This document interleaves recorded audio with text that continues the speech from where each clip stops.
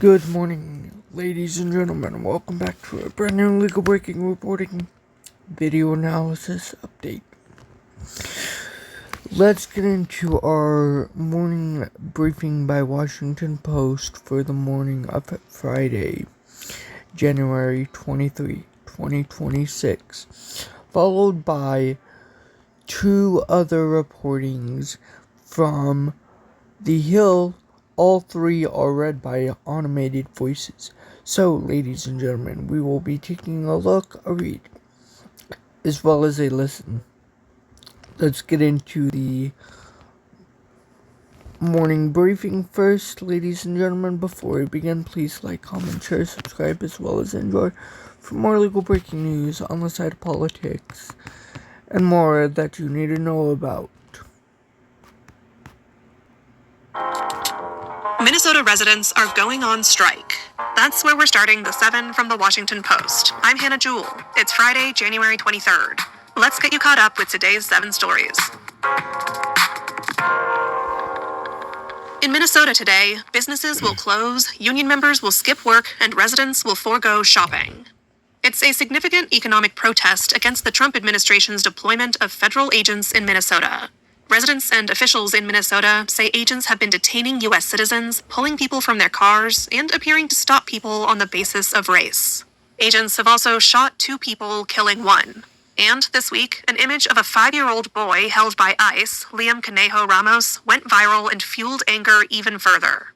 A march is planned this afternoon in Minneapolis. Minnesota labor unions have endorsed the strike. Here's David Stiggers with the Amalgamated Transit Union Local 1005 speaking at a press conference on Monday. Working people cannot stand aside while our neighbors are terrorized and our families are fractured. Because those are our families. Those are our neighbors. Those are us. They are us. That audio comes from the Minnesota Star Tribune on YouTube. Meanwhile, Vice President J.D. Vance visited Minneapolis yesterday. He defended the actions of ICE officers. And in a tonal switch, he said President Donald Trump had urged him to work with local leaders to, quote, turn down the chaos.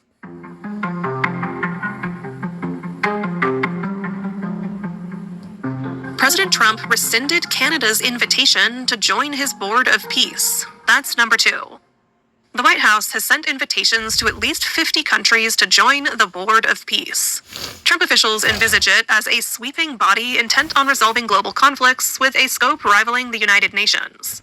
But it appears one nation that won't be joining is Canada. Late last night, Trump posted on Truth Social that he was rescinding Prime Minister Mark Carney's invitation to join the board.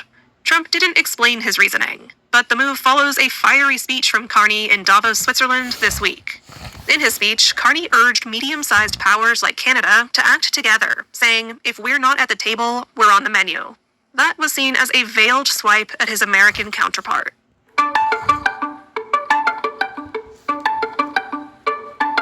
Number 3. Former special counsel Jack Smith testified in Congress yesterday. Smith was the prosecutor who charged Trump in 2 felony indictments. The first focused on his alleged mishandling of classified documents, and the second on his efforts to overturn the results of the 2020 election. Those cases were derailed after Trump won the 2024 election. Yesterday, Smith offered his first public testimony since then, and he offered a robust defense of his efforts to prosecute Trump. I am not a politician, and I have no partisan loyalties. My career has been dedicated to serving our country by upholding the rule of law. Throughout my public service, my approach has always been the same. Follow the facts and the law without fear or favor. Much of the hearing descended into a jousting match between Democrats and Republicans. Republicans tried to portray Smith as part of a broader Democratic conspiracy intent upon putting Trump and his allies in prison. Number 4. One of the biggest winter storms in years starts today. Around 202 million people across the country are currently under weather alerts for snow, ice, or extreme cold. The storm is developing over the Rockies and Plains today and will sweep the country west to east before it leaves the Northeast on Monday night. Over 4 days, potentially crippling ice will hit dozens of cities in a stretch from northern Texas to southern Virginia. That will likely cause tree damage and long-lasting power outages. North of that stretch from Oklahoma to Maine, people can expect 10 to 20 inches of powdery snow, making some roads impassable. And across the upper Midwest, wind chills today will nosedive to minus 40 to minus 55 degrees Fahrenheit. For a detailed city-by-city forecast of the weather and the post-storm impact rating, click the link to our newsletter. You can find that, as always, in our show notes.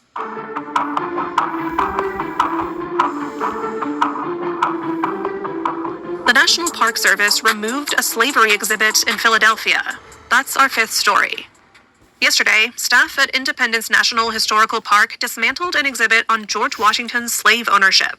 The informational panels included details about the lives of those who Washington enslaved and the broader history of slavery. It had been on display at the president's house site, where George Washington lived as president.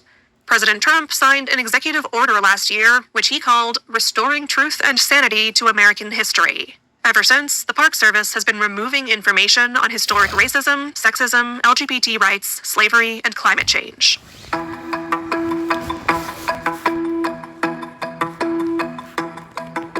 Sinners broke the record for the most Oscar nominations. That's number 6. Ryan Coogler's box office smashing vampire film Sinners broke yet another record yesterday when it landed 16 Oscar nominations. That's 2 more than the previous record, which was held by All About Eve, Titanic, and La La Land. Following close behind, Paul Thomas Anderson's action-packed thriller One Battle After Another racked up 13 nominations. Marty Supreme, Frankenstein, Sentimental Value, and Hamnet also picked up a number of nods. But for Wicked fans, it was another story. Last year, the musical's first part got 10 nominations. This year, Wicked for Good was entirely snubbed. You can see a full list of nominees and all of our analysis in our newsletter today. The Oscars ceremony airs March 15th on ABC and YouTube. And at number 7, a 14-day exercise could help you feel more hopeful this winter. Winter can be a demoralizing time for many of us. Post-columnist Dana Milbank used to spend the season counting down the days until springtime. But this year, he decided to take a different approach. He's doing an exercise known as the Noticing Nature Intervention, developed by researcher Holly Ann Passmore. It's a plan in which people try to observe one thing in nature every day for 14 days straight and write about how it makes them feel. Those who completed it were 68% more likely than a control group to report above-average levels of satisfaction with life. Feeling more connected to nature can also help you feel more confident pursuing your goals, and more hopeful, even in winter. If you decide to give it a try, email me and tell me if it worked. Are you more hopeful? Is life better? Whatever you do, don't forget to wrap up warm. That's the show for this week. Ladies and gentlemen, with that being said, that is going to do it for the morning briefing by Washington Post. Let's get in, ladies and gentlemen, to our second reporting by The Hill, read to us by an automated voice. So, ladies and gentlemen, we will be taking a look, we will be taking a read, as well as we will be taking a listen. Ladies and gentlemen, before we begin, please make sure that you like, comment, share, subscribe, as well as enjoy for more legal breaking news that you need to know about and more on the side of politics. Let's get into it without further ado, ladies and gentlemen.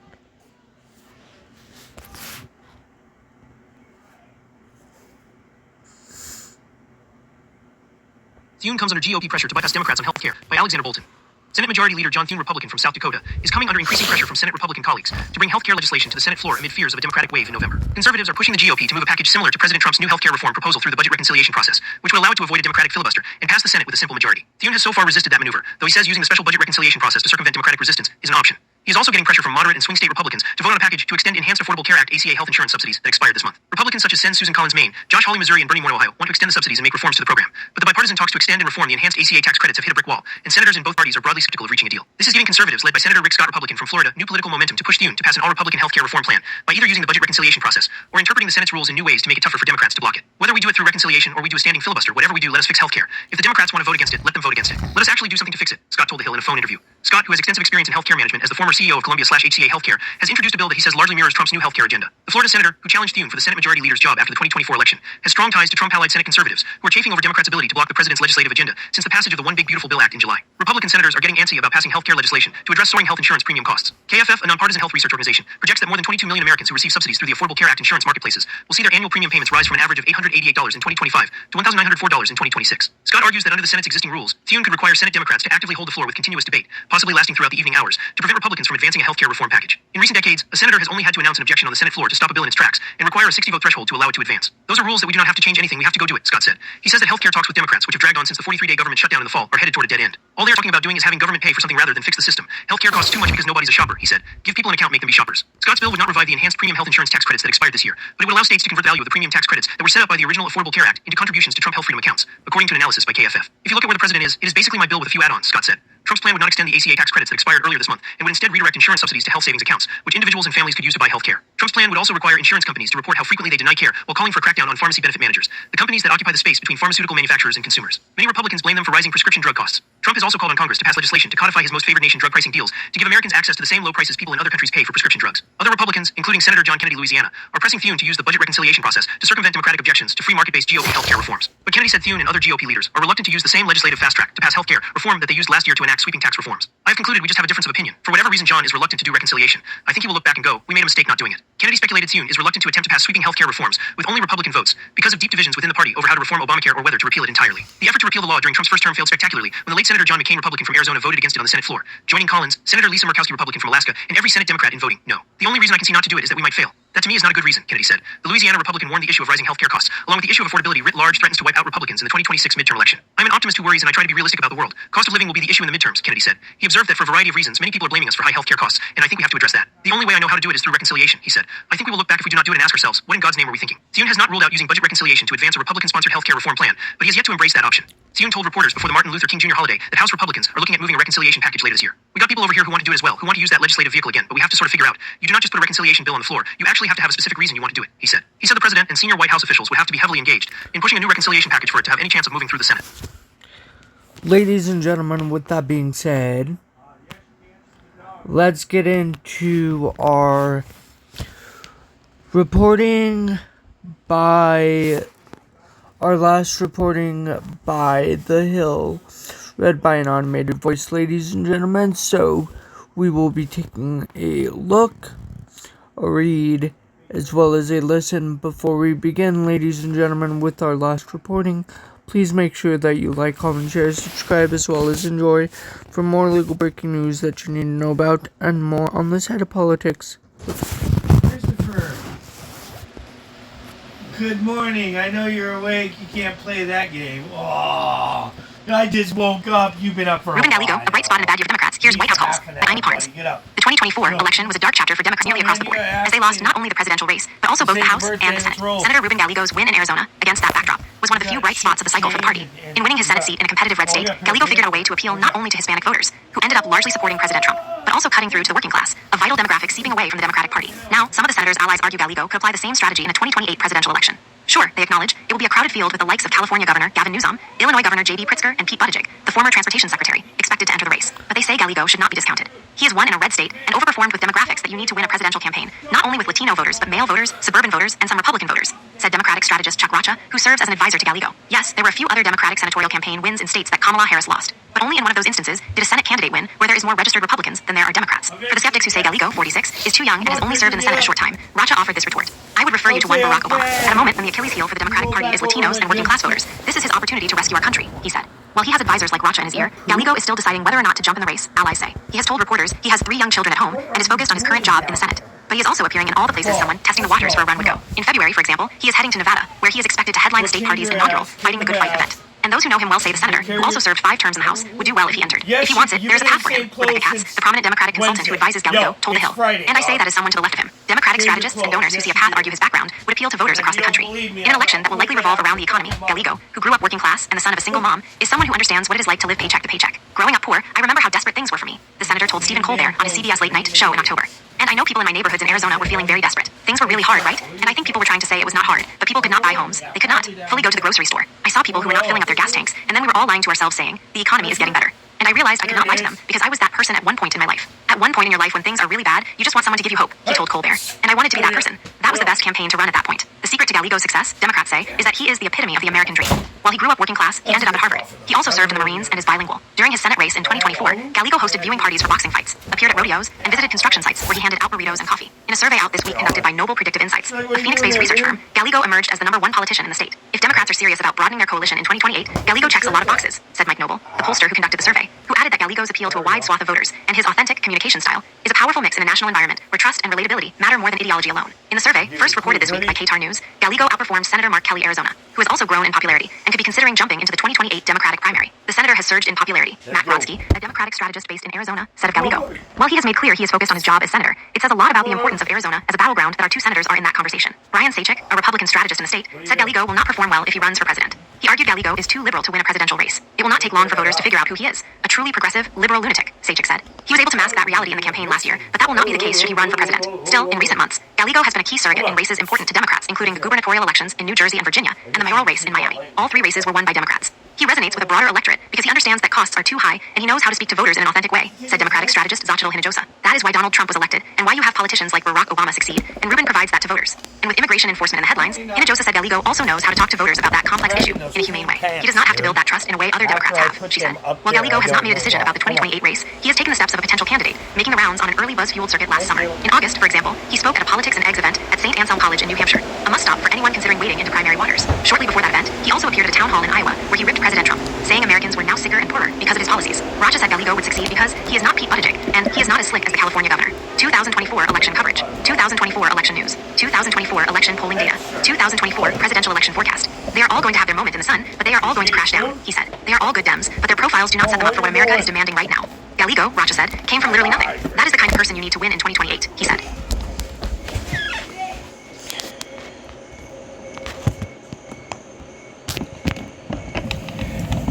With that being said, ladies and gentlemen, that's gonna do it for this reporting video analysis update.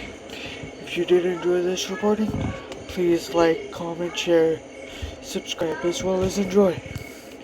See you in about an hour and a half for our next legal breaking reporting video analysis update.